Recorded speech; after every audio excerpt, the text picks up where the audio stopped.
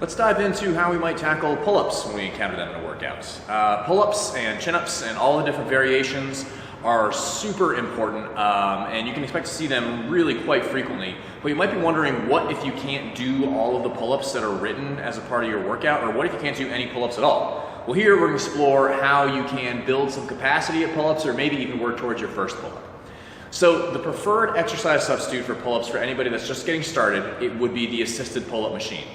This machine uses a counterbalance system that helps to push you upward, effectively making your body lighter, so you can more or less duplicate the motor pattern of a standard pull-up or chin-up.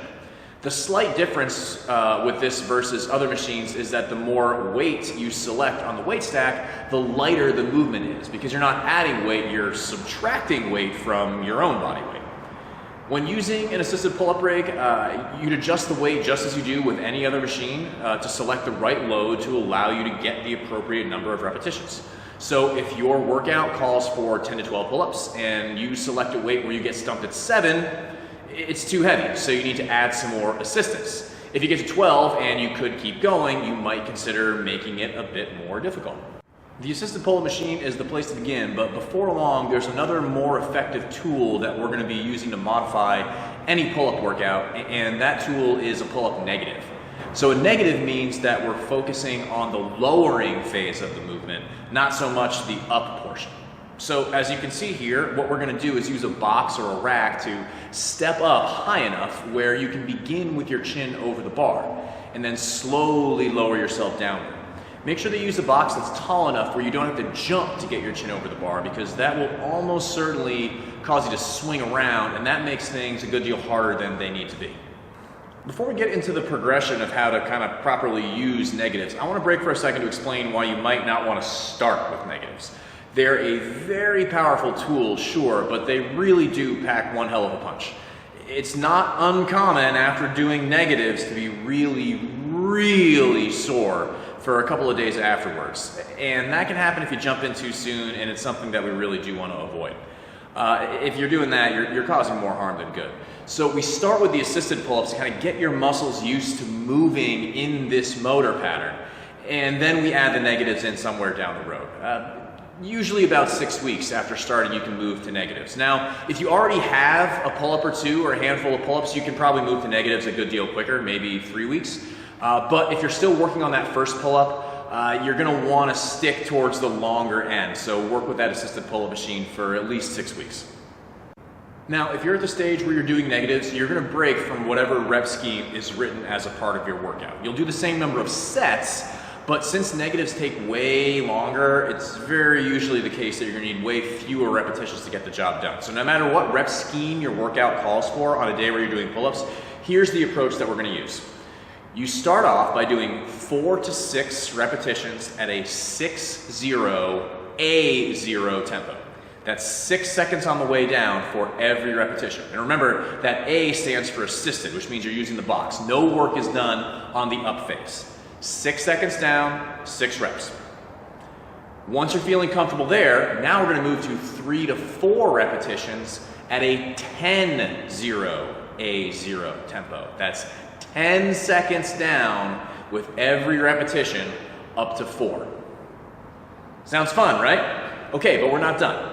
Once you get to doing sets of 10-second eccentrics, now we get to add some pauses. So you're going to start with 3 separate 6-second pauses on every single rep. The first pause will come just a few inches from the top, the second one with your arms at about 90 degrees, and then the third a few inches before you extend your arms to the bottom. We'll begin with 3 to 4 repetitions of 3 separate 6-second pauses. After a while there, once you're feeling like you have a firm handle, then we're going to move to 2 to 3 repetitions with 3 separate 10-second pauses at each repetition. So that's our progression. And it will take some time. So don't expect to do the 6-second eccentric on day 1, and then day 2 you're onto the 10 seconds, and then day 3 you're onto the pauses. You're going to want to spend a few days at each stage, realistically. It'll take some time to move through. But once you get to the point where you're doing multiple 10-second pauses on the way down, you're going to be pretty close to knocking on the door of doing some real pull-ups. And once you're at that stage, once you're doing a handful of pull-ups, we can start doing them for real in our workouts. Now here, you do want to allow for a little bit of wiggle room in the rep scheme. You're probably not going to go from 0 pull-ups to immediately being able to do 12. So if your workout calls for 12, you don't need to get all the way there, but we do still want to make sure you're getting adequate volume over the course of your workout. So if you only do 2 or 3 pull-ups to start the set, that's not quite enough total volume for you to make improvements over time. So what you would do at that point is you're going to complement your pull-ups with some lat pull-downs. So you take that same workout that calls for sets of 12 pull-ups, and if you can do 3, so say you do your 3 pull-ups, and then you're going to immediately move over to your lat pull-down station, and you're going to do the difference, the delta, so 9 in this case, lat pull-downs. 3 pull-ups, and then immediately followed by 9 lat pull-downs, and there's our 12 total repetitions. And over time, you're going to be doing more pull-ups and fewer lat pull-downs.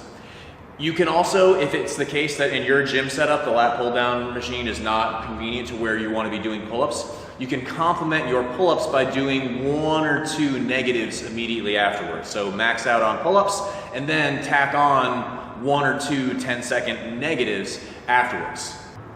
So that's it for our progression, but there is one other thing worth mentioning. Now, pull-ups are, of course, a body weight exercise, so the more body weight you're carrying, the more challenging they're going to be. So if you're already kind of sort of trim, it's just a question of lacking the strength to do pull-ups, then this progression will work. It will get you where you want to go over time. But if you're carrying around a lot of excess body weight, this is probably not going to work.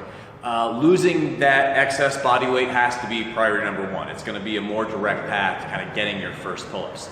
Now, hopefully that's exactly why you're here. So you stick to our programs, you dial in your nutrition, and we're going to make progress in that regard over time. But if you fall into that camp right now, your best bet, as opposed to doing this progression, is anytime you see pull-ups, we're going to substitute lat pull-downs. That's the same motor pattern. It'll be a better substitute than either our negatives or the negatives with pauses. So that's it. Hopefully you're feeling a little more confident with how to tackle your pull-ups.